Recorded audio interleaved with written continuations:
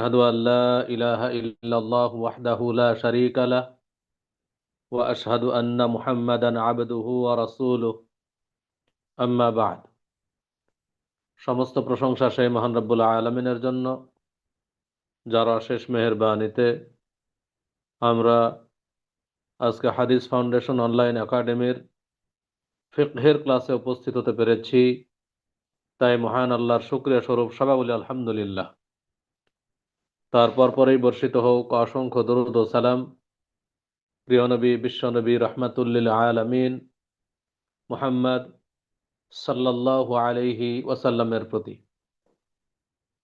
সম্মানিত উপস্থিতি, যারা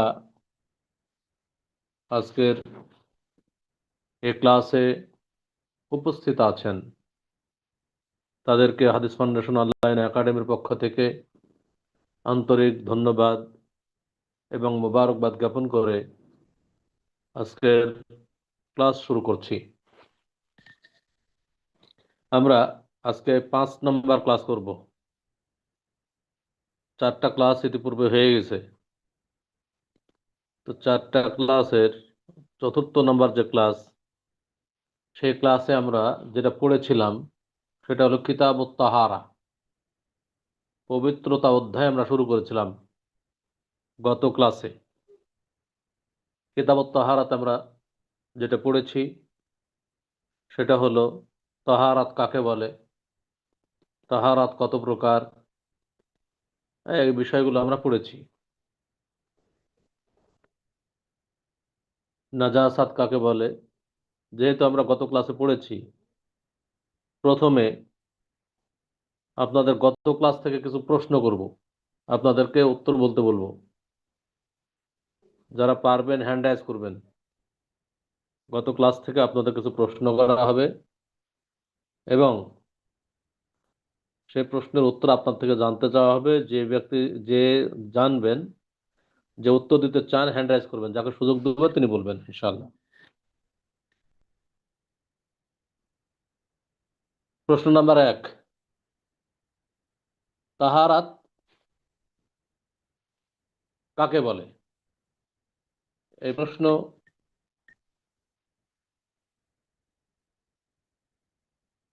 যারা উত্তর দিতে পারবে, তাহারাত কাকে বলে, তাহারাতের সংজ্ঞা কি, আবিধানিক অর্থ কি, পারিভাষিক অর্থ কি, আপনাদের সামনে যে নোট আছে নোট দেখে বলবেন না, হ্যাঁ, একটু মুখস্থ বলবেন।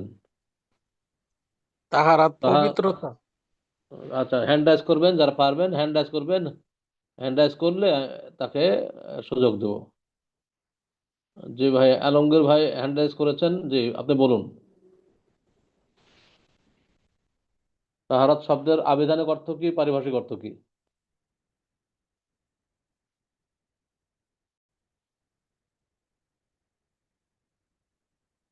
আলমগীর ভাই হ্যান্ড রাইজ করেছেন কিন্তু, নাকি আগে থেকে হ্যান্ড রাইজ করে আছেন জানি না, আগের ক্লাস থেকে।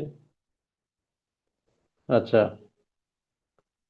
আর যারা আমাদের বোনরা আছেন, আমাদের বোনদেরকে বলবো যে আপনারা কমেন্টের মাধ্যমে আপনাদের উত্তর জানিয়ে দিতে পারেন।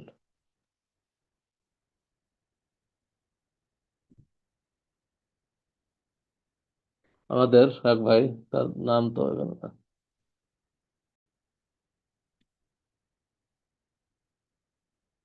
আচ্ছা, যাই হোক, আপনারা কেউ হ্যান্ড রাইজ করেননি। আহ,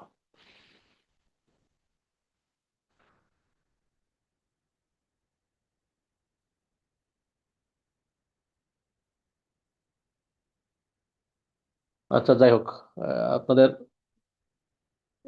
বিষয়গুলো সব পড়তে হবে। হ্যাঁ, যেটা ক্লাস হোক সেটা পড়া দরকার। কারণ যেখানে ক্লাস হবে, যখন অনেক সময় হবে যে ক্লাসের সময় বোঝা যাচ্ছে, পরে আবার পড়তে গেলে অনেক কিছু অস্পষ্টতা থাকতে পারে, সেটা আবার পরবর্তী ক্লাসে জেনে নেওয়া, এটা আমাদের জন্য ভালো হবে আর কি। যাই হোক, 2 নম্বর প্রশ্ন। প্রশ্ন নাম্বার 2, যা আমরা গত ক্লাসে আলোচনা করেছিলাম যে একজন নারী পুরুষ সকলেরই উত্তেজনা বশত 3 ধরনের পানি বের হয়। কোনটা বের হলে কি হুকুম, কোনটা পবিত্র কোনটা অপবিত্র এবং তার হুকুম কি, এটাকে বলতে পারবেন কিনা?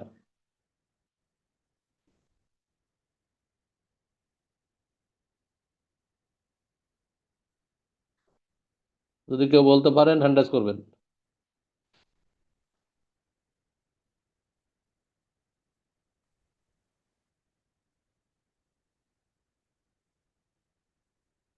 আমাদের মর্তুজা রবিউল ভাই তিনি হ্যান্ড রাইজ করেছেন।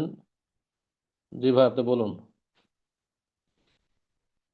আসসালামু আলাইকুম ওস্তাদ জি। আহ, ওয়ালাইকুম আসসালাম ওয়া রাহমাতুল্লাহ।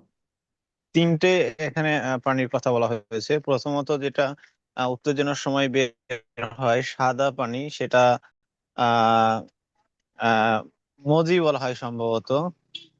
আহ জি। আর 2 নম্বর একটা হচ্ছে গাঢ়া গাঢ়া গাঢ় দুধের মতো।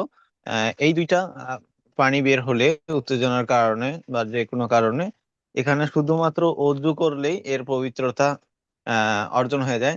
আর 3 নম্বর বিষয়টা হচ্ছে যে বীর্যপাত, যেটা আহ একেবারে মোটা এবং গাঢ়, যেটাতে গোসল ফরজ হয়। আচ্ছা, প্রথমত আপনার একটু ঘাটতি আছে, সেটা হলো যে 1 নম্বর পানি হলো মাজি। মাজি যেটা গাঢ়, হ্যাঁ। হালকা গাঢ় এবং জি। পানির মতো কালার, পানির মতো কালার, গাঢ় পিচ্ছিল, যেটা হুম, মানুষের সামান্য উত্তেজনায় বের হয়। 2 নম্বর হচ্ছে আল ওয়াদি। হুম, ওয়াদি হচ্ছে দুধের মতো সাদা কিন্তু পানির মতো তরল, পিচ্ছিল নয়। এই দুইটাই অপবিত্র ইত্তেফাকান, মানে সবার ঐক্যমতের ভিত্তিতে এই দুইটা অপবিত্র। এটা যদি বের হয় অজু ভেঙে যাবে, কিন্তু গোসল ফরজ নয়। কিন্তু কাপড়ে লাগলে, কাপড়ে পানি ছিটা দিলেই পবিত্র হয়ে যাবে। কাপড়ে পানি ছিটা দিলেই পবিত্র হয়ে যাবে। কথা মনে রাখবেন তাহলে। জি জি। মাজি বা ওয়াদি যদি বের হয়, গোসল ফরজ নয়। কাপড়ে পানি, লজ্জাস্থান ধুয়ে কাপড়ে মানে অজু করতে হবে এবং কাপড়ে পানি ছিটা দিতে হবে, তাহলেই পবিত্র হয়ে যাবে। আর মানি বের হলে, মানি মানে বীর্য সরাসরি যেটা চরম উত্তেজনায় বের হয়, সেটা মানে সেটা হলো বের হলে গোসল ফরজ। সেটা পবিত্র না অপবিত্র আজকের ক্লাসে আমরা সেটা আলোচনা করবো ইনশাআল্লাহ।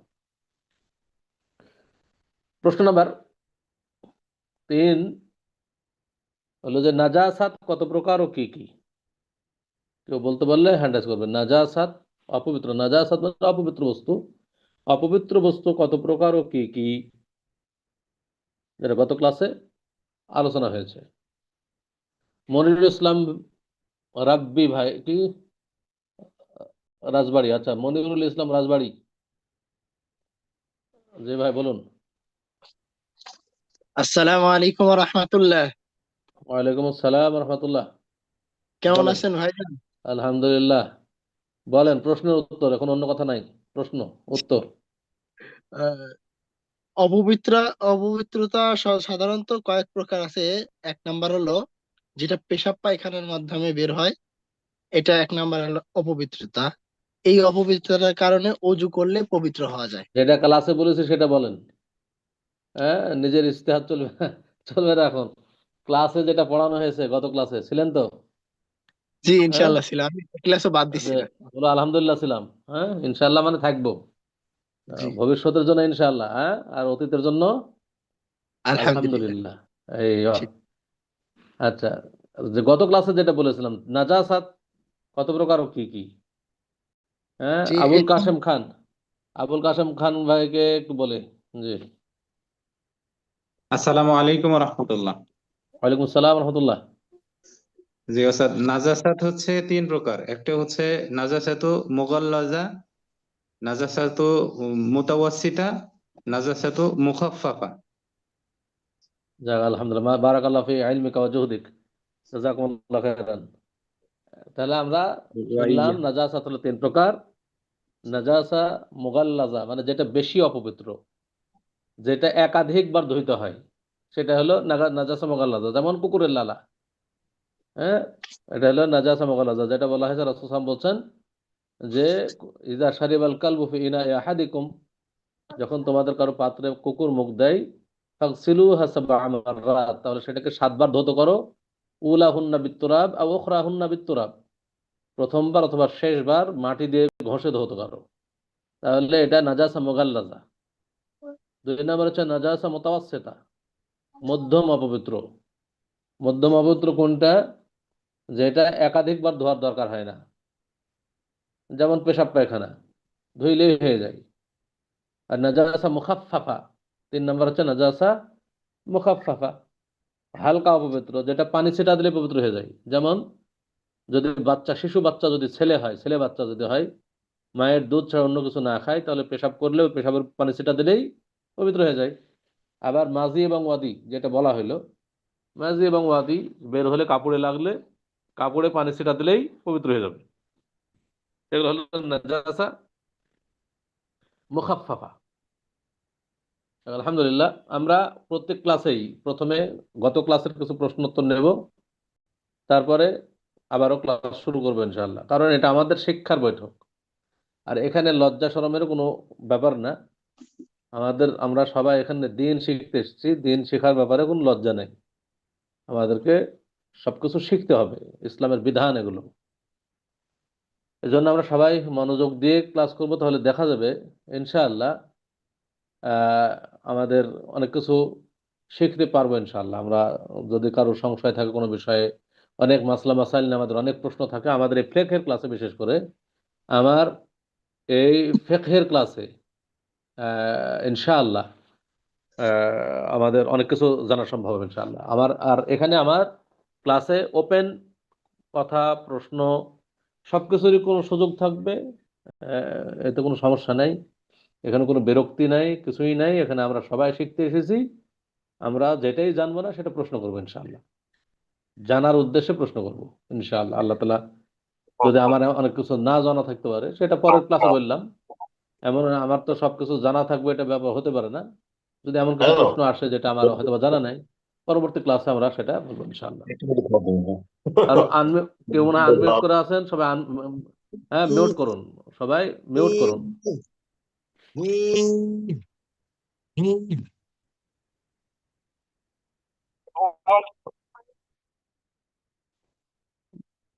মিউট করুন সবাই।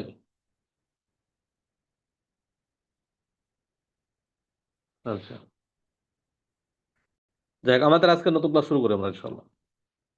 আমরা আজকে নতুন ক্লাস, আমরা যেটা গত ক্লাসে পড়েছি যে মাজি, ওয়াদি এবং মানি, 3 প্রকারের পানি মানুষের লজ্জাস্থান থেকে বের হয়।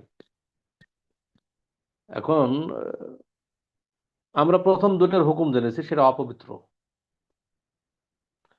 কিন্তু মানি যেটা বীর্য, সেটা পবিত্র নাকি অপবিত্র, এটা নিয়ে কিন্তু কথা হয়নি। আমাদের অনেকেই যখন সূরা তারিক এর অনুবাদ করি, তখন অনেকেই অনুবাদ করি যে খুলিকা মিন মাইন দাফিক, যে অনেকে অনুবাদ করি যে আল্লাহ মানুষ সৃষ্টি হয়েছে এক নাপাক পানি থেকে। এই অনুবাদটা নিজের মন মতো করা হয়েছে। হ্যাঁ, এখানে তো নাপাক পানি বলা হয়নি কোরআনের আয়াতে। অতএব নাপাক পানি বলা ঠিক না প্রথমত। এখন পাক না নাপাক বীর্য, এইটা নিয়ে আমাদের আজকে প্রথম ক্লাস শুরু হবে, এটা দিয়ে। এখানে ওলামায়ে কেরামের মধ্যে ইখতিলাফ আছে বিষয়টা নিয়ে। কিছু কিছু ওলামায়ে কেরাম বলছেন যে বীর্য নাপাক। তারা কারণ হিসেবে উল্লেখ করছেন যে বীর্য বের হলে গোসল ফরজ হয়, অতএব এটা নাপাক। আর অধিকাংশ ওলামায়ে কেরাম বলছেন যে এটা পাক, পবিত্র। বীর্য অপবিত্র নয়, বরং পবিত্র। তারা যেটা বলছেন যে আল্লাহ তাআলা আশরাফুল মাখলুকাত, সৃষ্টির শ্রেষ্ঠ জীব মানুষকে অপবিত্র কোনো বস্তু থেকে সৃষ্টি করবেন, এটা হতে পারে না। আল্লাহ, মানুষ হলো শ্রেষ্ঠ জীব, এই শ্রেষ্ঠ জীবকে অপবিত্র বস্তু থেকে সৃষ্টি করবেন, এটা হবে না। তো এটা তো তার যুক্তির কথা, কিন্তু দলিল, আমাদের তো দলিল দিয়ে পর্যালোচনা করতে হবে, দলিল কি বলে এ ব্যাপারে। এ ব্যাপারে দলিল হলো যে একটা হাদিস দেখেন, আন আয়েশা রাদিয়াল্লাহু আনহা ফিল মানি ক্বালাত, আয়েশা রাদিয়াল্লাহু তাআলা আনহা থেকে বীর্য সম্পর্কিত বিষয়ে বর্ণিত হয়েছে। আয়েশা রাদিয়াল্লাহু তাআলা বীর্য সম্পর্কে বলছেন, কুনতু আফরুকুহু মিন সাওবি রাসূলিল্লাহি সাল্লাল্লাহু আলাইহি সাল্লাম, আমি রাসূল সাল্লাল্লাহু আলাইহি সাল্লামের কাপড় থেকে বীর্য ঘষা দিয়ে তুলে ফেলতাম, এভাবে খোঁটায় তুলে ফেলতাম, ঘষা দিয়ে তুলে ফেলতাম। তাহলে এখানে ঘষা দিয়ে তুলে ফেলা, আর রাসূল সাল্লাল্লাহু আলাইহি সাল্লাম ওই কাপড়ে সালাত আদায় করতেন, অন্যান্য রিওয়ায়াতে আছে। অন্য হাদিসে যেটা যে এসেছে যে আন্না রাজুলান লাজানা নাজালা বি আয়েশাতা, জনৈক ব্যক্তি আয়েশা রাদিয়াল্লাহু তাআলার মেহমান হলো। ফাসবাহা ইয়াগসিলু সাওবাহু, তিনি দেখলেন যে ভোরে সে তার কাপড় ধুচ্ছে, আর তার তার স্বপ্ন দোষ হয়ে গেছে, রাত্রে সকালে এসে কাপড় ধুচ্ছে। ফাকালাত আয়েশা, তা দেখে আয়েশা রাদিয়াল্লাহু তাআলা তাকে বললেন,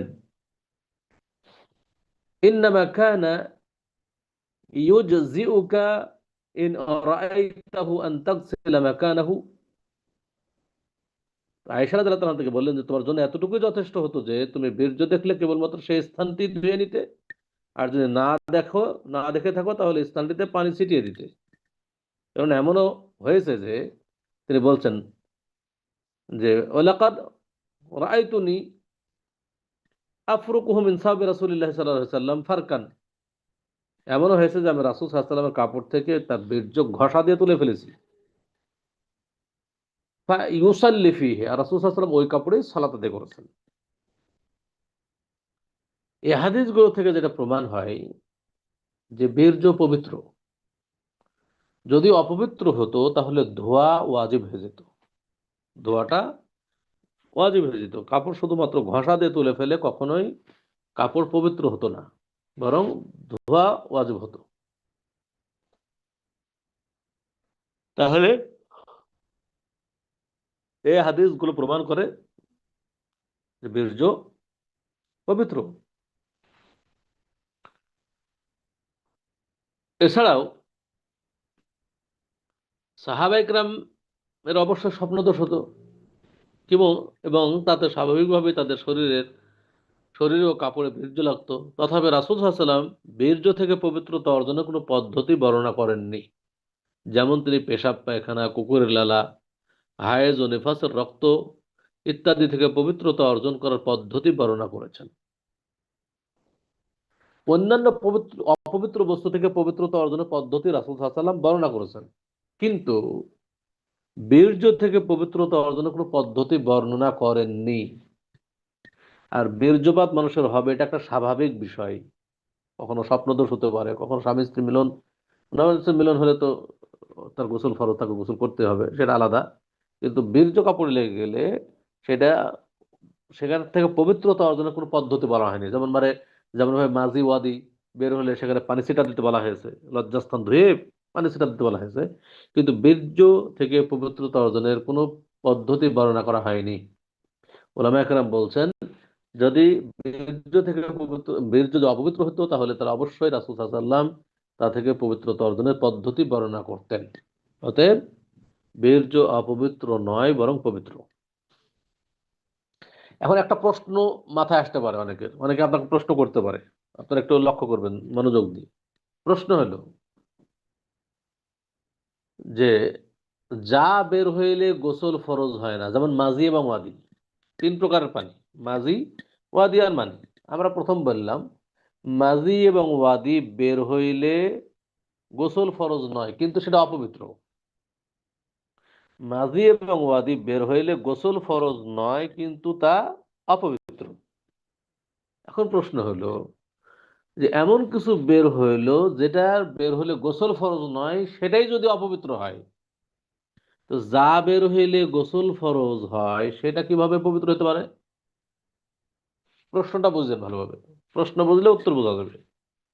প্রশ্ন হলো যে যা বের হইলে গোসল ফরজ হয় না, সেটাই যদি অপবিত্র হয়, তাহলে যা বের হইলে, মানি বের হইলে তো গোসল ফরজ, তাহলে ওই মানি বা বীর্য সেটা পবিত্র হয় কিভাবে? এটা প্রশ্ন আসছে কিনা? অবশ্যই সবার মাথায় এই প্রশ্ন আসবে। এর উত্তর হলো যে গোসল ফরজ হওয়ার জন্য বীর্যের অপবিত্রতা কারণ নয়। বীর্যের অপবিত্রতার কারণে যে গোসল ফরজ, বিষয়টি এমন না। গোসল ফরজ হওয়ার কারণ হলো বের হওয়া, খুরুজুল মানি, অর্থাৎ বীর্যপাত হওয়া, বীর্য বের হওয়া, এটা হলো গোসল ফরজ হওয়ার কারণ। হ্যাঁ, তাহলে কি গোসল ফরজ হওয়ার কারণ বীর্যের অপবিত্রতা নয়, বরং গোসল ফরজ হওয়ার কারণ হলো খরুজুল মানি, অর্থাৎ বীর্য বের হওয়া। যদি গোসল ফরজ হওয়ার কারণ বীর্যের অপবিত্রতা হতো, তাহলে অন্যান্য অপবিত্র জিনিস বের হলে গোসল ফরজ হয়ে যেত। পেশাব পায়খানা বের হলে গোসল ফরজ হয়ে যেত। হ্যাঁ, মাজিওয়াদি বের হলেও গোসল ফরজ হয়ে যেত। কিন্তু হলে গোসল ফরজ হওয়ার কারণটা মানির অপবিত্রতা নয়, বরং সেটা বের হওয়া, উত্তেজনাবশত বের হয়ে তার উপরে গোসল ফরজ। এটা হলো ইল্লাত, এটা হলো কারণ। আশা করি উত্তর বুঝতে পেরেছেন ইনশাআল্লাহ। তাহলে আমরা যেটা পেলাম যে বীর্য পবিত্র অপবিত্র নয়। বীর্য পবিত্র, এটা অপবিত্র বস্তু নয়।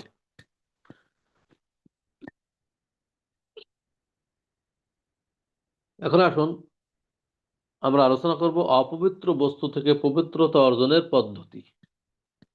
কোন অপবিত্র বস্তু থেকে কিভাবে পবিত্রতা অর্জন করব তার পদ্ধতি আমরা এখন বর্ণনা করবো ইনশাআল্লাহ। এতে এক নম্বরে নিয়ে আসা হয়েছে যেটা জমিনে পতিত অপবিত্র বস্তু থেকে পবিত্রতা অর্জনের পদ্ধতি। জমিনে কোনো জায়গায় অপবিত্র জিনিস আছে, সেটা থেকে কিভাবে পবিত্রতা অর্জন করব?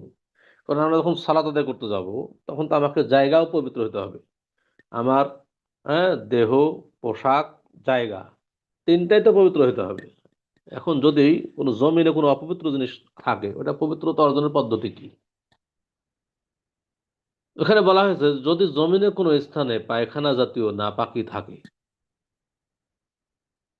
যেটা তরল নয়, এমন পায়খানা জাতীয় বলতে যেটা তরল নয়, এমন যদি নাপাকি থাকে যা শুধুমাত্র পানি ঢেলে দূর করা সম্ভব নয়, তাহলে তা পানি দ্বারা ভালোভাবে ধৌত করতে হবে। আর যদি পেশাব জাতীয় নাপাকি থাকে, অর্থাৎ তরল, তাহলে তার উপর পানি ঢেলে ঢেলে দিলেই তা পবিত্র হয়ে যাবে। পানি করে ঢেলে দিলেই পবিত্র হয়ে যাবে। কিন্তু যদি তরল না হয়, তাহলে সেটা তুলে ফেলতে হবে, না হলে এটা পবিত্র হবে না। আর পেশাব যদি হয় পেশাবের মতো, তাহলে ওপর পানি ঢেলে দিলে পবিত্র হয়ে যাবে। আশা করি বুঝতে পেরেছেন। যেমন ভাবে আপনারা হাদিস শুনেছেন যে এক বেদুইন রাসূল সাল্লাল্লাহু আলাইহি ওয়াসাল্লাম সাহাবা একরামকে নিয়ে মসজিদে নববীতে বসে আছেন। আর এক বেদুইন, যার দিন নাই, কাফের, সে এসে মসজিদে দাঁড়িয়ে পেশাব শুরু করেছে। সাহাবা একরাম তাকে ধরার চেষ্টা করলেন। রাসূল সাল্লাল্লাহু আলাইহি ওয়াসাল্লাম বললেন, মাহ মাহ, এই তুমি তাকে ছেড়ে দাও, তোমরা কিছু বলো না, তাকে পেশাব করতে দাও। ব্যক্তি পেশাব করলো। পেশাব শেষ করার পরে রাসূলুল্লাহ সাল্লাল্লাহু আলাইহি ওয়াসাল্লাম সাহাবা একরামকে বললেন, যাই যাও, এক বালতি পানি নিয়ে এসে পেশাবের উপর ঢেলে দাও। আর ওই ব্যক্তিকে ডেকে রাসূল সাল্লাল্লাহু আলাইহি ওয়াসাল্লাম বললেন, তাকে নসিহত করলেন যে এটা মসজিদ, এটা কোরআন তেলাওয়াতের জায়গা, সালাত আদায়ের জায়গা, এটা কোনো খারাপ কিছু ফেরার জায়গা নয়, এটা পেশাব পায়খানার জায়গা নয়। রাসূল সাল্লাল্লাহু আলাইহি ওয়াসাল্লাম তাকে বুঝিয়ে দিলেন। দেখুন, এই হাদিস থেকে রাসূল সাল্লাল্লাহু আলাইহি ওয়াসাল্লামের আখলাক, মানে কি, মানে উত্তম আখলাকের অধিকারী ছিলেন, এই হাদিস তার জ্বলন্ত একটা প্রমাণ। যে আজকে বর্তমানে যদি কোনো হিন্দু, ধরেন কোনো হিন্দু এসে মসজিদে পেশাব করে, তাহলে তার জীবন নিয়ে ফিরে যাওয়া খুবই কঠিন, মানে ওর জীবনই থাকবে না, মানুষ মেরেই ফেলবে তাকে। দেখেন, রাসূলুল্লাহ সাল্লাল্লাহু আলাইহি ওয়াসাল্লাম তাকে তখনও ধরতে নিষেধ করলেন, এই তোমার ছেড়ে দাও, মানে পেশাব আটকে দেওয়া এটা ক্ষতিকর। পেশাব করতে করতে যদি আটকায় দেওয়া হয়, এটা ক্ষতিকর স্বাস্থ্যের জন্য। এই জন্য রাসূলুল্লাহ সাল্লাল্লাহু আলাইহি ওয়াসাল্লাম যখন পেশাব করতেছে, সে রাসূল সাল্লাল্লাহু আলাইহি ওয়াসাল্লাম কিন্তু তাকে বাধা দিতে নিষেধ করলেন, বাধা দিও না, আগে পেশাব করে নি। তাকেও বললেন না, রাসূল সাল্লাল্লাহু আলাইহি ওয়াসাল্লাম তাকে বলে দেয় তুমি পেশাব করেছো, কেন পেশাব করলা, পেশাব করে ধাও, মসজিদ ধাও, এই কথা তা বলেনি। বরং সাহাবায়ে কেরামকে রাসূল সাল্লাল্লাহু আলাইহি ওয়াসাল্লাম বললেন যে তোমরা এক বালতি পানি নিয়ে এসে পেশাবের উপরে ঢেলে দাও। এটা রাসূলুল্লাহ সাল্লাল্লাহু আলাইহি ওয়াসাল্লামের উত্তম আখলাকের বিষয়টি মানে প্রকাশিত হয়েছে। আমাদেরও আখলাক যদি এমন হয়, তাহলে আখলাকে আমাদের আচরণে দেখে মানুষ ইসলাম কবুল করবে, মানুষ হক গ্রহণ করবে। অতএব আমাদের আখলাক আচরণ সুন্দর হতে হবে, নম্র হতে হবে, ভদ্র হতে হবে। আমাদের কথায় যেন মানুষ কষ্ট না পায়, সেই বিষয়গুলো আমাদের লক্ষ্য রাখা উচিত। যাই হোক, 2 নম্বরে যেটা নিয়ে আসা হয়েছে, হায়েজের রক্ত থেকে কাপড় পবিত্র করার পদ্ধতি। হায়েজের রক্ত অপবিত্র বস্তু। হায়েজ এবং নিফাস, হায়েজ এবং নিফাসের রক্ত এটা অপবিত্র রক্ত। এটা থেকে পবিত্রতা অর্জনের পদ্ধতি কি? হায়েজ এবং নিফাসের রক্ত থেকে পবিত্রতা অর্জনের পদ্ধতি সেটা ধুয়ে ফেলা, ধুয়ে ফেলতে হবে। যদি না ধোয়া হয় তাহলে পবিত্র হবে না।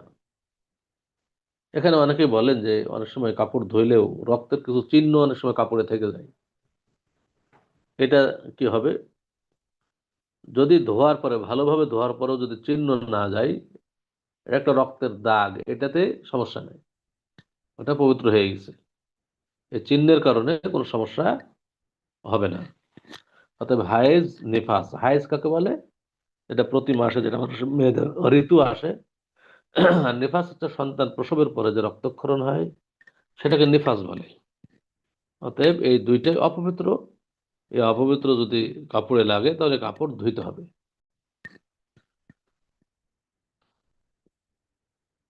3 নম্বরে বলা হয়েছে পায়খানা ও পেশাব থেকে কাপড় পবিত্র করার পদ্ধতি। কাপড়ে যদি লাগে, পেশাব পায়খানা, পেশাব পায়খানা যদি কাপড়ে লাগে, যদি কাপড়ে পায়খানা লাগে তাহলে তা পানিতে ধুয়ে ফেলতে হবে।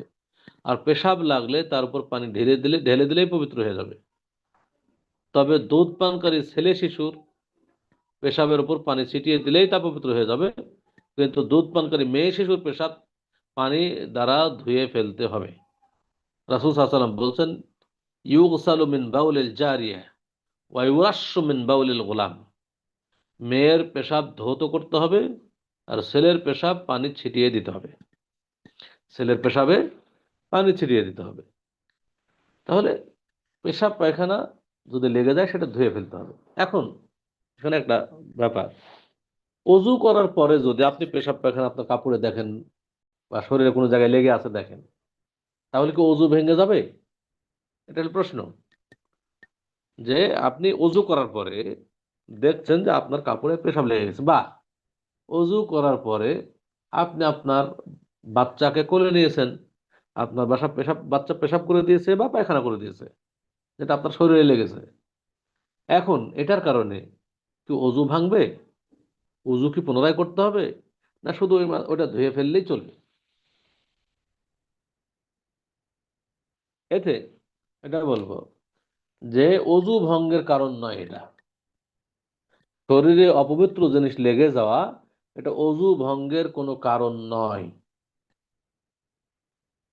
কিন্তু সালাত, যদি সালাতের মধ্যে দেখা হয় তাহলে ওটা দূর করতে হবে, ওটা দিয়ে সালাত হবে না। কিন্তু ওযু অবস্থায় যদি পেশাব পায়খানা লেগে যায় তাহলে সেটা ওযু ভঙ্গের কারণ নয়, কিন্তু ওটা ধুয়ে ফেলতে হবে। ওটা ধুয়ে ফেললেই আপনি সালাত আদায় করতে পারবেন, পুনরায় ওযু করতে হবে না। কিন্তু সালাতের মধ্যে যদি দেখতে পান আর যদি সালাতের মধ্যে দূর করতে পারেন তাহলে সালাত কন্টিনিউ করতে পারবেন, আর যদি দূর না করতে পারেন তাহলে সালাত ছেড়ে দিয়ে এসে ওইটা ধুয়ে পরিষ্কার করে আবারও সালাত শুরু করতে হবে। যেমন এর উপরে ব্যাপারে একটা হাদিস হয়তো আপনারা অনেকে শুনেছেন, যে রাসূলুল্লাহ সাল্লাল্লাহু আলাইহি ওয়াসাল্লাম সাহাবা কেরামকে নিয়ে মসজিদে নববীতে সালাত আদায় করছেন। তো রাসূল সাল্লাল্লাহু আলাইহি ওয়াসাল্লামের জুতাতে অপবিত্র জিনিস লেগেছিল। রাসূল সাল্লাল্লাহু আলাইহি ওয়াসাল্লাম সালাতের মধ্যেই জানতে পারলেন যে তার জুতাতে অপবিত্র জিনিস লেগে আছে। রাসূল সাল্লাল্লাহু আলাইহি ওয়াসাল্লাম জুতাটি খুলে ফেললেন। রাসূল সাল্লাল্লাহু আলাইহি ওয়াসাল্লাম যখন জুতা খুললেন তখন সাহাবায়ে কেরামও জুতা খুলে ফেললেন। রাসূল সাল্লাল্লাহু আলাইহি ওয়াসাল্লাম সালাম ফেরানোর পরে সাহাবায়ে কেরামকে জিজ্ঞেস করলেন যে, এই তোমরা কি জন্য জুতা খুলেছো? সাহাবায়ে কেরাম বললেন, হে আল্লাহর রাসূল সাল্লাল্লাহু আলাইহি ওয়াসাল্লাম, আপনি জুতা খুলেছেন তাই আমরা খুলেছি। রাসূল সাল্লাল্লাহু আলাইহি ওয়াসাল্লাম তখন বললেন যে, আমার জুতাতে অপবিত্র বস্তু লেগেছিল তাই সেটা খুলেছি। এই হাদিস থেকে কয়েকটা জিনিস প্রমাণ হয়। এক, রাসূল সাল্লাল্লাহু আলাইহি ওয়াসাল্লামের জামানায় জুতা পরে সালাত আদায় হতো। অতএব এমন কোন জায়গায় যদি কেউ থাকে জুতা পরে সালাত আদায় করা জায়েজ। যদি বলেন যে ওই যে টয়লেট ময়লেটে যায় জুতা পরে, ওটা দিয়ে কিভাবে সালাত আদায় করবে? টয়লেট তো এখন পেশাব পায়খানা লাগে না জুতাতে।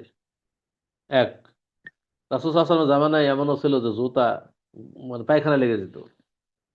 তারপরে তো জুতা পরে সালাত আদায় করছেন। কেন? রাসূল সাল্লাল্লাহু আলাইহি ওয়াসাল্লাম বলছেন যে কেউ যদি জুতা পরে জুতাতে অপবিত্র জিনিস লাগে আর একটা মাটিতে ঘষা লাগলে পবিত্র হয়ে যাবে। রাত্রে যদি হেঁটে এসে মাটিতে ঘষে, হ্যাঁ, মাটিতে ঘষা দেন, এমনিতে হাঁটতে গেলে তো মাটিতে ঘষা লাগতেছেই, এটা কিন্তু পবিত্র হয়ে গেছে। হ্যাঁ, মাটিতে ঘষা লাগলে জুতা পবিত্র হয়ে যায়। অতএব জুতা পরে সালাত আদায় করা জায়েজ। তাহলে ফরজ সালাতে রাসূল সাল্লাল্লাহু আলাইহি ওয়াসাল্লাম জুতা পরে আদায় করছিলেন। আমাদের দেশে জানাজার সালাতে জুতা পরে সালাত আদায় করলে অনেকেই এটা মানতে চায় না, জুতা খুলতেই হবে। বিষয়টি এমন নয়, এটা অতিরঞ্জন, সমস্যাই নাই। জুতা পরে জানাজার সালাত আদায় করবেন। অনেকে আবার জুতা খুলে জুতার পরেই দাঁড়াচ্ছেন, তাহলে আবার কি হইলো?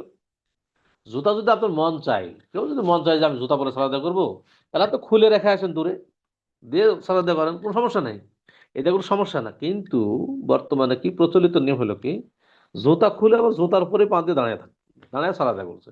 তা এই জুতা খোলার মানে অর্থটা হলো কি? কারো যদি রুচিতে না বাধে, যে কারো যদি মনে হয় যে না আমি জুতা পরে সালাত আদায় করবো, সমস্যা নাই, আপনি জুতা খুলে এসে সালাত আদায় করুন, বাস, তাহলে আর কোনো সমস্যা নেই। যাই হোক, 2 নম্বর মাসালা, যে সালাতের মধ্যে অপবিত্র জিনিস যদি দেখা যায় সেটা দূর করলে সালাত কন্টিনিউ করতে পারবে। যেমন রাসূল সাল্লাল্লাহু আলাইহি ওয়াসাল্লাম জুতা খুলে ফেলে কিন্তু সালাত কিন্তু পুনরায় আদায় করেননি, সালাত ভেঙে যায়নি, বরং সালাত তিনি কন্টিনিউ করেছেন। দেখা মাত্রই তিনি সেটা খুলে ফেলেছেন। এমন যদি কোনো জায়গায় যদি দেখা মাত্র সেটা দূর করা সম্ভব, তাহলে দূর করতে পারলে সালাত কন্টিনিউ করতে পারবেন। আর দূর যদি না করতে পারেন, তাহলে আপনি সালাত ছেড়ে দিয়ে এসে আবার ওইটা ধুয়ে ফেলে আপনি যে আবার সালাত শুরু করবেন। আশা করি বুঝতে পেরেছেন। মাজি থেকে পবিত্রতা অর্জনের পদ্ধতি কি, যেটা আমরা বলেছি, এর আগে সেটা বললাম, যে মাজি থেকে পবিত্রতা অর্জনের পদ্ধতি হলো যে পানি ছিটা দেওয়া। হাদিস দেখুন, আন সাহল ইবনে হুনাইফ قال, সাহল ইবনে হুনাইফ রাদিয়াল্লাহু আনহু তিনি বলেন, কুনতু আলকা মিনাল মাজি শিদ্দাতান, আমার অত্যধিক মজি নির্গত হতো। সাহল ইবনে হুনাইফ রাদিয়াল্লাহু বলছেন যে আমার অধিক হারে মাজি নির্গত হতো। ফাকুনতু উকসিরুল ইগতিসাল মিনহু, আর আমি যতবার মাজি নির্গত হতো আমি বেশি বেশি গোসল করতাম, মানে যতবার মাজি নির্গত হতো গোসল করে সালাত আদায় করতাম। ফাসাআলতু রাসূলুল্লাহ সাল্লাল্লাহু আলাইহি ওয়াসাল্লাম আন যালিক, আমি রাসূল সাল্লাল্লাহু আলাইহি ওয়াসাল্লামকে এই ব্যাপারে জিজ্ঞেস করলাম, আমি কি করব, আমি তো যখন মাঝে নির্গত হয় আমি তো অত্যাধিক মাঝে নির্গত হয় আর আমি বেশি বেশি গোসল করি। ফাকাল, তখন রাসূল সাল্লাল্লাহু আলাইহি ওয়াসাল্লাম তাকে বললেন, ইন্নামা ইউজজিউকা মিনহু আল উযু, তোমার জন্য শুধু ওযু করাই যথেষ্ট, গোসল করার দরকার নাই। ফাকুলতু, তখন আমি বললাম, মানে সাহল ইবনে হুনাইফ রাদিয়াল্লাহু আনহু বলছেন, তখন আমি রাসূল সাল্লাল্লাহু আলাইহি ওয়াসাল্লামকে বললাম, ফাকাইফা বিমা ইউসিবু সাওবি মিনহু, তাহলে আমার কাপড়ে যে সেই মজি লেগে যায় সেটা দিয়ে কি করবো? সেটা আমি তো অজু করবো, ঠিক আছে, কিন্তু কাপড়ে লেগে গেল যে মজিটা, এটা কি করবো? কাল, তখন রাসূল বললেন, ইয়াকফিকা আন তাখুযা কাফফান মিন মাইন, তোমার জন্য যথেষ্ট হলো যে তুমি এক মুষ্টি পানি নাও, ফাতানদাহ ফাতানদাহ বিহা মিন সাওবিকা হাইসু তারা আন্নাহু আসাবাহু, আর তুমি যেই জায়গাগুলো দেখতেছো এই জায়গাগুলোতে মাজি লেগেছে ওই জায়গাগুলোতে ছিটা দাও, পানি ছিটা দাও, তাহলে সেটা পবিত্র হয়ে যাবে। মানে স্পষ্ট হাদিস, স্পষ্ট হাদিস, যেটা আপনাদেরকে নোটে দেওয়া আছে। আলহামদুলিল্লাহ। তাহলে এই হাদিস থেকে যেটা বোঝা যায় যে মাজি থেকে পবিত্রতা অর্জনের জন্য পদ্ধতি হলো পানি ছিটা দেওয়া। পানি ছিটা দিলেই মাজি থেকে পবিত্রতা অর্জন করা সম্ভব। আরেকটা হলো কুকুরের লালা। কুকুরের লালা থেকে, যেটা আগেই বলেছি, কুকুরের লালা থেকে পবিত্রতা অর্জনের মাধ্যম হলো ধোয়া, 7 বার ধোয়া। যেমন রাসূলুল্লাহ সাল্লাল্লাহু আলাইহি ওয়াসাল্লাম বলছেন, তুহুরু ইনাই আহাদিকুম ইযা ওয়ালাগা ফীহিল কালবু, তোমাদের কারো পাত্রের পবিত্রতা লাভ করা হলো যখন তাতে কুকুরে মুখ দেয়। অর্থাৎ কুকুরে মুখ দিয়ে ওই পাত্র পবিত্রতা অর্জনের মাধ্যম হলো আইয়াগসিলাহু সাবআ মাররাতিন, তাকে 7 বার ধৌত করবে, উলাহুন্না বিত্তুরাব, তার প্রথমবার মাটি দিয়ে ধৌত করবে। আরেকটা হাদিস আছে, ইযা শারিবাল কালবু ইযা ওয়ালাগাল কালবু ফি ইনাই আহাদিকুম, যখন তোমাদের কারো পাত্রে কুকুরের লালা পড়বে, ফাগসিলুহা সাবআ মাররাতিন, তখন সেটাকে 7 বার ধৌত করো, উলাহুন্না বিত্তুরাব আও উখরাহুন্না বিত্তুরাব, প্রথমবার অথবা শেষবার মাটি দিয়ে ঘষে ধৌত করো। তাহলে আমরা এই আলোচনা থেকে আমাদের কাছে যেটা স্পষ্ট হলো যে আমাদের মাজি থেকে পবিত্রতা অর্জনের মাধ্যম হলো পানি ছিটা দেওয়া। পানি ছিটা দেওয়া। আর কুকুরের লালা থেকে পবিত্রতা অর্জনের মাধ্যম হলো সেটা 7 বার ধৌত করা, প্রথমবার মাটি দিয়ে এবং শেষবার মাটি দিয়ে ঘষে ধৌত করা। এরপরে যে বিষয়টা আসছে এই ক্লাসেরই, অনেক লম্বা বিষয় দেওয়া আছে এটা ক্লাসে। বিষয়টা আসলে অনেক বড় বিষয়, শুরু করলে শেষ করা যাবে না। তারপরে একটা বিষয় আমরা বলি দিয়ে এই ক্লাসের কিছু অংশ আপনারা মনে রাখবেন ইনশাল্লাহ সামনের ক্লাসে, যে এই ক্লাসের কিছু অংশ, শেষের অংশ আমাদের হয়নি। এটা কিন্তু স্মরণ করে দেবেন আপনারা ইনশাল্লাহ, যদি আমার স্মরণে না থাকে। এই ক্লাসের শেষের কিছু অংশ হয়নি, সেটা সামনের ক্লাসে হবে, এটা স্মরণ করে দিতে হবে ইনশাআল্লাহ।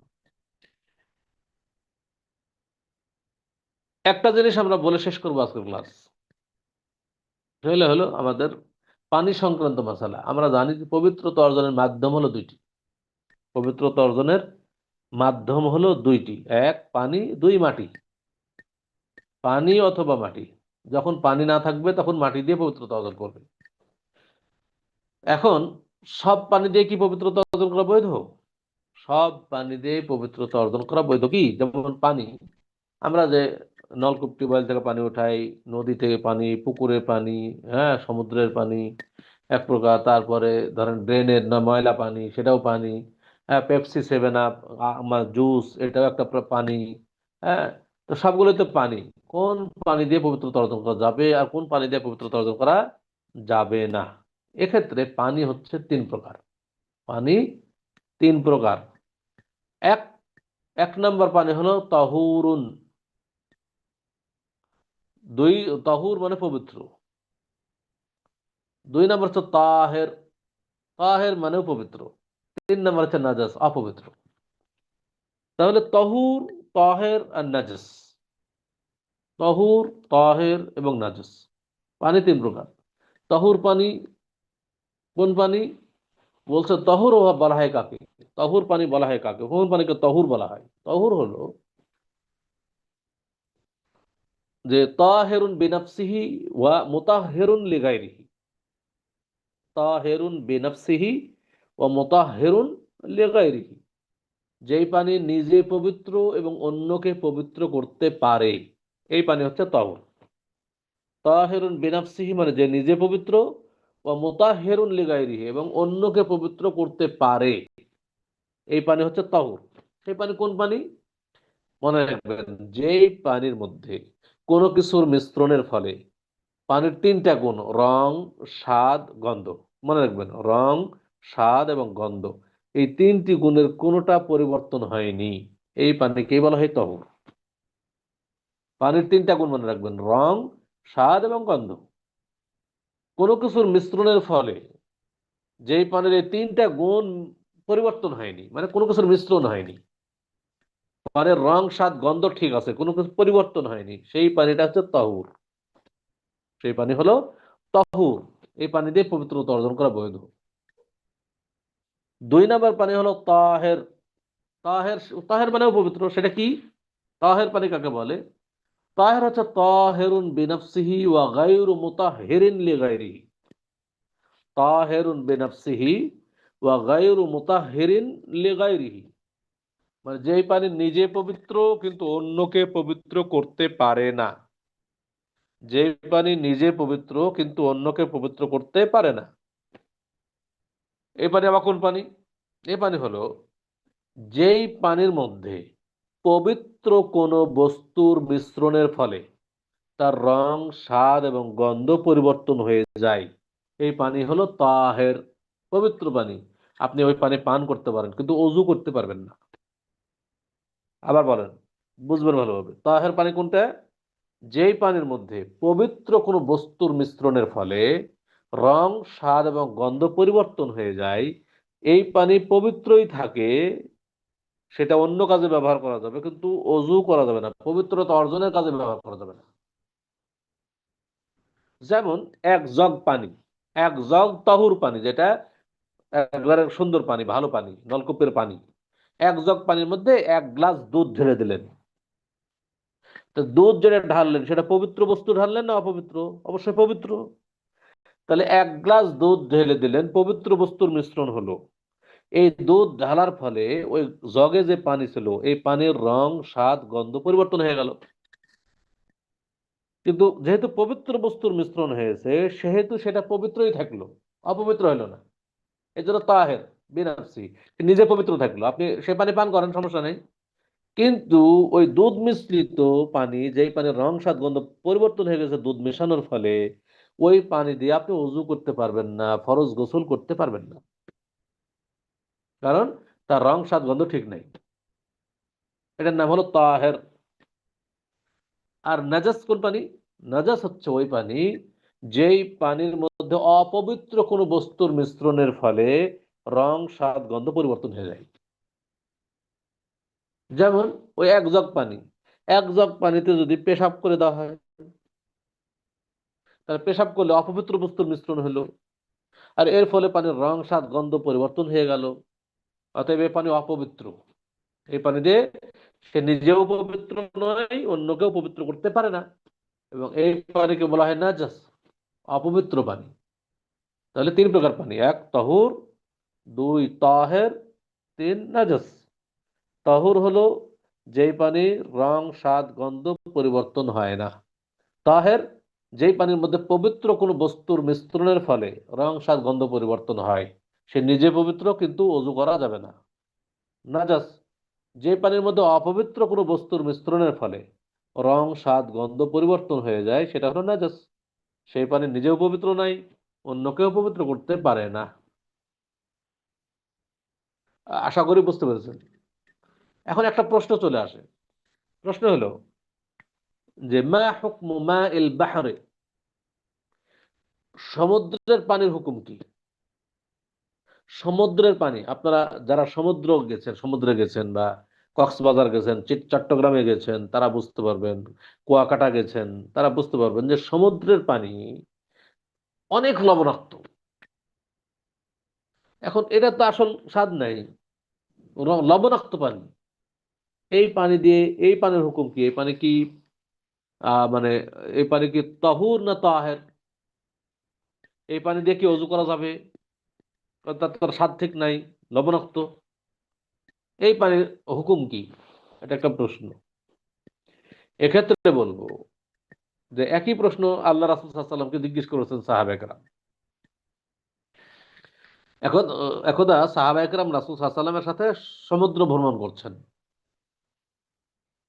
তো সাহাবায়ে কেরাম বললেন যে হে আল্লাহ রাসূল সাল্লাল্লাহু আলাইহি ওয়াসাল্লাম, আমরা তো সমুদ্র ভ্রমণ করছি।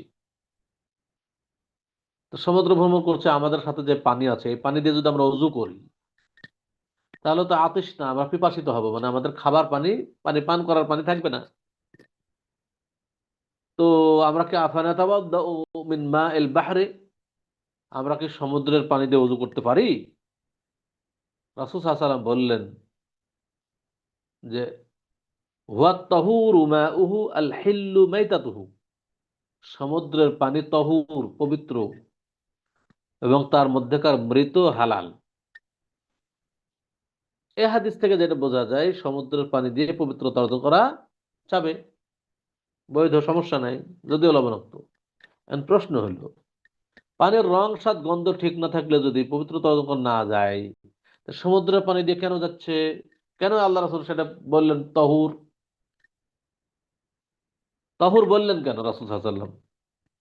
তাহেরও তো বলতে পারতেন, কিন্তু তহুর বললেন কেন?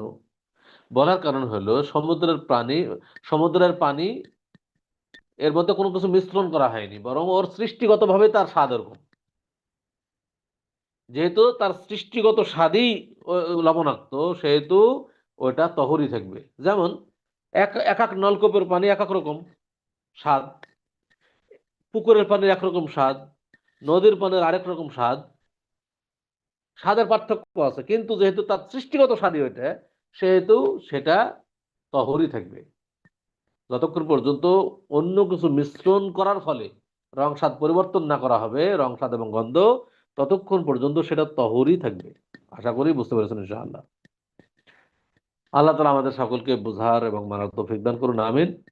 আজকে এ পর্যন্ত থাক, এরপরে আবার স্টেপ বাই স্টেপ আমাদের আগাইতে হবে। হ্যাঁ, আমাদের প্রত্যেকটা জিনিস সুন্দরভাবে, ক্লিয়ার ভাবে বুঝে বুঝে আমাদের আগাইতে হবে ইনশাআল্লাহ। না হলে ক্লাস হবে কিন্তু ফায়দা হবে না। আমরা ইনশাআল্লাহ বুঝে বুঝে ক্লাসগুলো করব। আল্লাহ তাআলা আমাদের সে তৌফিক দান করুন, আমিন। আজকের ক্লাস এ পর্যন্তই। যদি কারো এই ক্লাস সম্পর্কে, ক্লাসের যেগুলো বিষয় আছে, এই বিষয়ের উপরে কারো প্রশ্ন থাকলে আপনারা প্রশ্ন করতে পারেন। বিষয়ের বাইরে আসসালামু প্রশ্ন আলাইকুম। গেলে যারা বিষয় সম্পর্কে প্রশ্ন করতে চান তারা সুযোগ পাচ্ছেন না। যারা এই বিষয়ের উপরে প্রশ্ন থাকলে আপনারা প্রশ্ন করবেন ইনশাআল্লাহ। আসসালামু আলাইকুম। ওয়ালাইকুম সালাম ওয়া রাহমাতুল্লাহ। জি ভাই বলুন। ওস্তাদ, যে স্বপ্নদোষ হলে কি পানি ছিটা দিলে হবে না গোসল ফরজ হবে? এই বিষয়টা একটু ক্লিয়ার করবেন। স্বপ্নদোষ, স্বপ্নদোষ হলে তো বীর্যপাত হয়ে গেল, গোসল ফরজ। স্বপ্নদোষ হওয়া মানে বীর্যপাত হওয়া। যখন বীর্য বের হলো তখন তো গোসল ফরজ হবে। বলছি স্বপ্নদোষ হলে। জি জি, স্বপ্নদোষ হওয়া জি। মানে কি বীর্যপাত হওয়া না? স্বপ্নদোষ হয়েছে মানে বীর্যপাত হয়েছে। এই জন্য রাসূল সাল্লাল্লাহু আলাইহি ওয়াসাল্লাম বলছেন, ইযা রাআল মা ইয়াগসিল, অর্থাৎ যখন ঘুম থেকে উঠে দেখবে যে বীর্যপাত হয়েছে, স্বপ্নে কিছু বুঝতে পারুক আর নাই পারুক, তাকে গোসল করতে হবে। গোসল ওয়াজিব। বুঝা গেছে? তো যে তাহলে আপনি যে বললেন যে লাগা বা মজি বের হলে তো পানি ছিটা দিলে হবে। তো স্বপ্নদোষ কি শুধু মুজিবের হয় স্বপ্নদোষে, না বীর্যপাত হয়? দুটাই আর কি। তো তো মাজি বের, দেখেন আপনার বুঝতে ভুল হচ্ছে। মাজি এবং ওয়াদি বের হইলে যদি বীর্যপাত না হয়, শুধুমাত্র সামান্য উত্তেজনায় মাজি বের হয়েছে, তাহলে গোসল ফরজ নয়। এটা তো মানুষের সামান্য উত্তেজনায় বের হয়, যে সামান্য জি। উত্তেজনায় মাজি বের হয়। ধরেন কেউ বিদেশে প্রবাসে আছে, তার স্ত্রীর সাথে সে মোবাইলে কথা বলছে, তার উত্তেজনা হচ্ছে, উত্তেজনা বশত মাজি বের হইলো, বীর্যপাত হয়নি। এটা স্বাভাবিক জিনিস, বের হইতেই পারে। যখন বীর্যপাত হয়নি, যতক্ষণ পর্যন্ত, ততক্ষণ পর্যন্ত গোসল ফরজ হয়নি। কিন্তু বীর্যপাত হওয়ার আগে তো মাজি বের হয়, ওয়াদি বের হয়। তাহলে শুধু বীর্যপাত না হওয়া পর্যন্ত গোসল ফরজ নয়। হ্যাঁ, বীর্যপাত হওয়ার আগে যদি মাজি এবং ওয়াদি বের হয়, তাহলে সেটা ওযু করে মানে পানি ছেটা দিলে চলবে। কিন্তু যখন বীর্যপাত হয়ে গেছে তখন গোসল করতে হবে। বোঝা গেছে? বীর্যপাত হলে গোসল ফরজ জি হবে, মাঝি বের হলে গোসল ফরজ নাই। আশা করি বুঝতে পেরেছেন ইনশাআল্লাহ।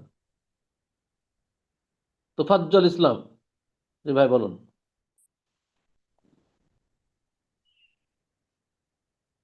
ওস্তাদ, যে আগামীকাল তো নির্বাচন, তা কি হ্যাঁ না না এই বিষয়ে যদি একটু কিছু ভাই বলতেন। ওটা আমাদের ক্লাস না, ওটা আমাদের ক্লাস না। আমাদের ক্লাস হলো কিতাবুত তাহারা। বলেন। হ্যাঁ, তোফাজ্জল ইসলাম।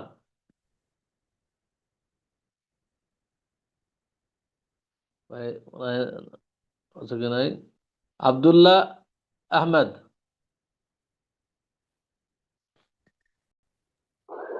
আসসালামু আলাইকুম। ওয়ালাইকুম সালাম রহমতুল্লাহ। জি জি, বলুন। আমি জানতে চাচ্ছিলাম ওয়াসার পানিতে যে কেমিক্যাল গুলা ইউজ করা হয়, তাতে তো স্বাদ এবং গন্ধ দুটোটাই পরিবর্তন হয়। আহ এটা দিয়ে ওজুর বিষয় যদি একটু বলতেন। আচ্ছা, যদি এমন হয়, যদি এমন হয় যে এমন কিছু দিয়েছে যেটার কারণে রং, স্বাদ, গন্ধ পরিবর্তন হয়ে গেছে, হ্যাঁ, তাহলে ওই পানিতে ওযু করবেন না। ওই পানি দিয়ে উজু করবেন না। অতিরিক্ত কিছু মিশ্রণের ফলে যদি তার স্বাদ পরিবর্তন করে ফেলে, গন্ধ পরিবর্তন হয়ে যায় গেছে, এরকম যদি হয়, তাহলে ওই পানি দিয়ে উজু করবেন না, অন্য ভালো পানি দিয়ে উজু করার চেষ্টা করবেন ইনশাআল্লাহ। রনক, জি কি রনক? জি, ওস্তাদ জি, আমি প্রশ্ন আমি করি নাই। ও আমার আচ্ছা, প্রশ্ন ছিল, হ্যাঁ বলেন। এটা হচ্ছে ওস্তাদ জি, যখন বীর্য বের হয়ে যায়, ওইটা যখন না শুকায়, যদি ভিজা থাকে, তো সেক্ষেত্রে শুধু কাপড়ের ওই অংশটুকু ধুলেই হয়ে যায়, আর যদি শুকিয়ে যায় তখনও কি ধুতে হয়? এটা তো বললেন যে ধুতে হয় না। না, ধুইতে হয় না বলছি না, ধুইবেন আপনি, কিন্তু রাসূল সাল্লাল্লাহু আলাইহি ওয়াসাল্লাম না ধুইলেও সাজদায় হবে, ঘষা দিয়ে তুলে ফেললেও হবে। মানে এটা এটা আমি বুঝাইতে চাচ্ছি কি, আমি যেটা কিন্তু পবিত্র আর কি। আমি আমি বুঝাইতে চাইছি যে এটা পবিত্র, অপবিত্র নয়, জি কিন্তু জি জি, ধুইতে এটা নিষেধ করিনি। আচ্ছা ধুইবেন, সমস্যা আচ্ছা। নাই। হ্যাঁ, জি। জি ওস্তাদ জি, মানে আহ, পুরো কাপড়টা তো আর ধুতে হবে না, যে অংশটুকু না, ওই হয়েছে জায়গা ওই ধুয়ে ফেললেই হয়ে অংশটুকু। যাবে, ওই জায়গাটুকু ধুয়ে ফেলবেন, সমস্যা নেই। জি, জি জি জি, এটাই ছিল আর কি ওস্তাদ। জি। আসসালামু আলাইকুম। ওয়ালাইকুম আসসালাম ওয়া রাহমাতুল্লাহ।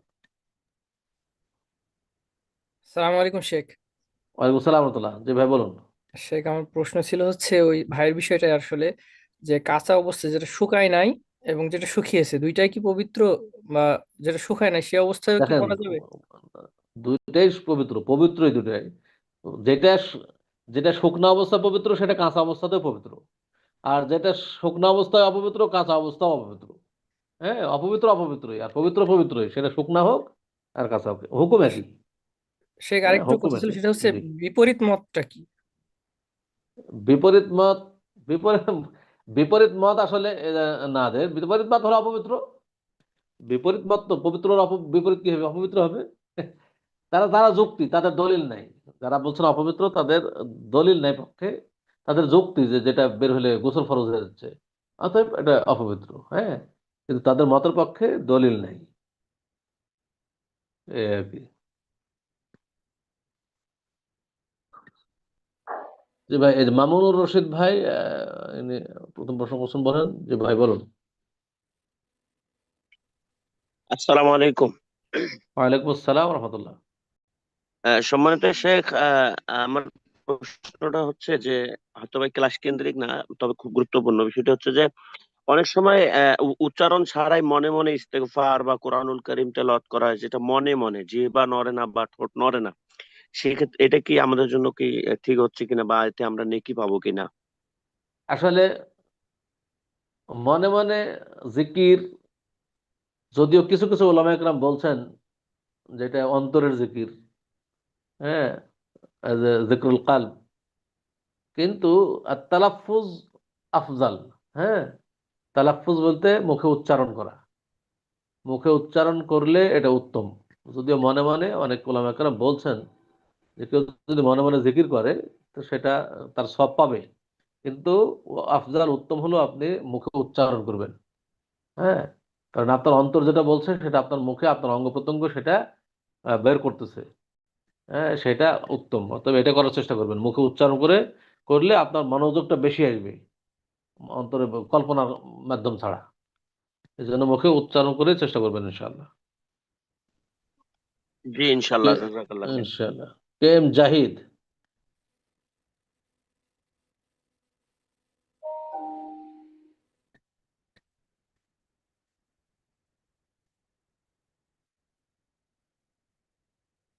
ভাই মনে হয় নাই নাকি? জাহিদ ভাই। আসসালামু আলাইকুম রহমতুল্লাহ। শেখ, আমার সালাম বেদবি রহমতুল্লাহ। মাফ করবে, আমারও প্রশ্নটা ওই যে যেই ভাই পূর্বে করে গেছে, সেটা হচ্ছে এই যে ভোট ভোট কেন্দ্রিক, এটা নিয়ে অনেকে গুমরাহি ফতুয়া দিতেছে। মানে আমাদের মধ্যে এত পরিমাণ বিভ্রান্তি ওস্তাদ, জানি না ফেসবুকে কতক্ষণ থাকেন। হ্যাঁ, এখন হ্যাঁ। যদি একটু বলতেন, আমরা আপনি হচ্ছে আমার ওস্তাদ, এখন আপনি যে সিদ্ধান্ত নেন ইনশাল্লাহ ওইটাই আমরা মেনে দেখেন, নিব, আমি যদিও আমি আমি যেটা বলি যে ভোট, দেখেন, আচ্ছা, আমাদের কি মনে হয় যে যারা নির্বাচনে দাঁড়াচ্ছে আর কি, যারা বর্তমানে, তো আমাদের একটা কথা আমরা সবসময় বলি যে বর্তমান রাজনীতিতে ভালো মানুষ থাকে না, আসে না। হ্যাঁ, এটা একটা, ভালো মানুষরাই রাজনীতিতে আসে না, এটা কিন্তু আমাদের কথা কিন্তু সবাই বলি। এখন যারা নির্বাচন করছে, তারা ইসলামের জন্য কিন্তু কেউই করতেছে না, এবং একজন পাবেন না যেই ব্যক্তি নির্বাচিত হয়ে দুর্নীতি করবে না, এ ধরনের গ্যারান্টি কাউকে দিতে পারবেন? কে পারবেন না। এই দুর্নীতি করবে না বা এই হলো একবারে খুবই ভালো মানুষ, এই ধরনের বলা সম্ভব নয়। এক, দ্বিতীয়ত দেখেন যে বর্তমান গণতান্ত্রিক প্রথা ইসলাম সাপোর্ট করে না, এটা আমরা সবাই জানি, এটা সবাই স্বীকার করি যে এটা ইসলাম সাপোর্ট করে না।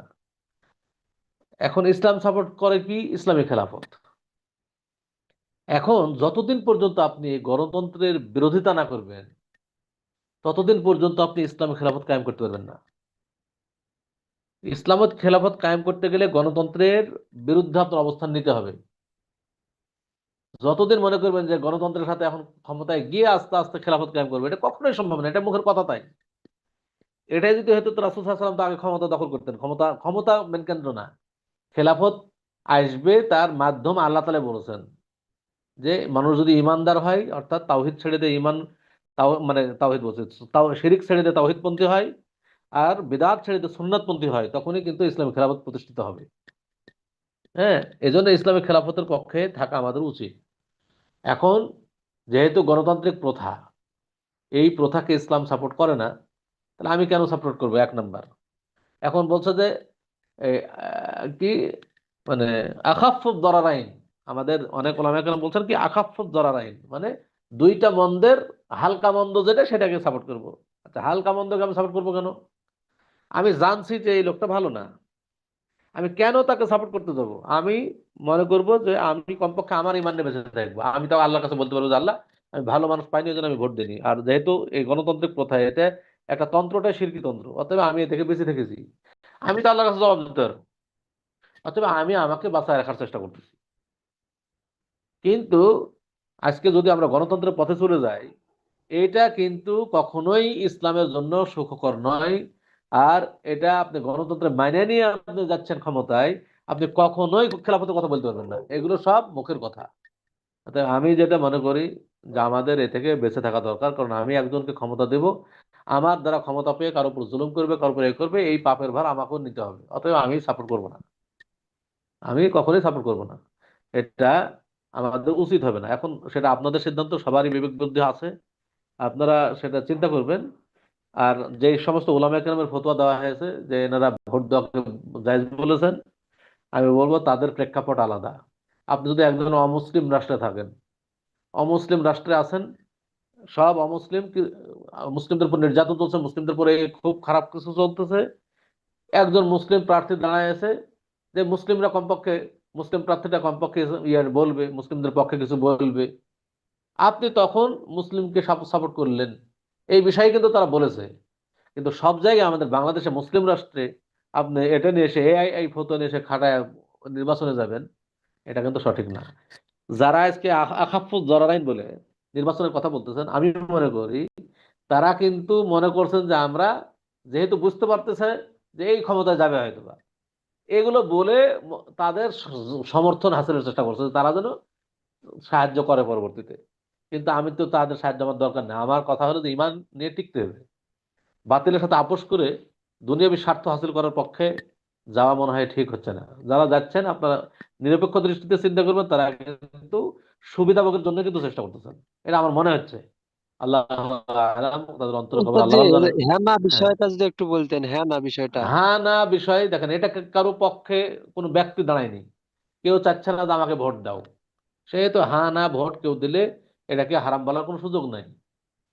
কিন্তু এখানে আমরা কেন, আমি আমি ব্যক্তিগতভাবে কেন দিতে যাব না, কারণ যে এখানে নারী নেতৃত্বের কিছু অপশন আছে, নারী নেতৃত্ব আসবে, নারী নেতৃত্ব আরো বাড়বে, এটাকে ইসলাম সাপোর্ট করে না। আর এই পয়েন্টের কারণে আমি যেতে পারতেছি না, কারণ এই পয়েন্টটাকে তখন আমি সাপোর্ট করলাম, যেহেতু আমি এই পয়েন্টকে আমি সাপোর্ট করি না, অথবা আমি এটাতে আমি যাচ্ছি না। কিন্তু বাকি যে পয়েন্টগুলো আছে অনেক, সেটা দেশের জন্য ভালো, অতএব কেউ যদি দেয় এটাকে হারাম বলবো না, কারণ এটা কোনো ব্যক্তি চাচ্ছে না, কাউকে নেতা নির্বাচন করা হচ্ছে না, এই কারণে এটা দেশের জন্য ভোট দেওয়া, অতএব এটাকে হারাম বলা যায় না। ওস্তাদ আশা জি, করি আমরা কি উস্তাদ এই আপনার ব্যাখ্যাটা মানে আলহামদুলিল্লাহ যথেষ্ট সুন্দর, আমার ব্যক্তিগত দিক থেকে আমার খুব পছন্দ হয়েছে। কারণ তারা যেই দৃষ্টিকোণ জাযাকাল্লাহ। থেকে বলে যে যাবে মন্দের ভালো, তাহলে মন্দের জি ভালো জি যদি আপনি ঠেকাইতে চান তাহলে নিজে কেন দাঁড়াচ্ছেন না? আমি আপনাকে জি জি ভরসা জি করি, জি আমি জি শেখের উপর ভরসা হ্যাঁ করি। হ্যাঁ এখন আপনি কেন আপনার এই দাঁড়াচ্ছেন না ব্যাখ্যাটা, এটা আমার প্রশ্ন, আপনি এটা কি আমি দাঁড়ান। প্রচার করতে পারবো হ্যাঁ ওস্তাদ?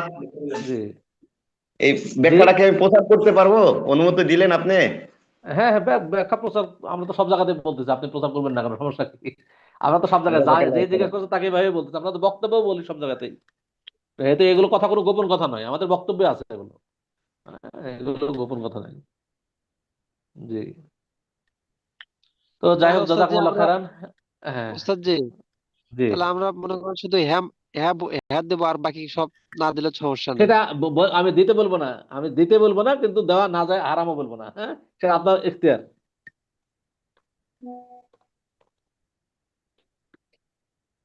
দিতেও বলতেছি না, উস্তাদ হারামও বলতেছি না। হ্যাঁ আপনার এটা দিতে বাছাই করবেন ইনশাল্লাহ। উস্তাদ, এই পড়া নিয়ে ছোট্ট একটা প্রশ্ন ছিল, যদি আপনি সময় দেন তাহলে বলবো।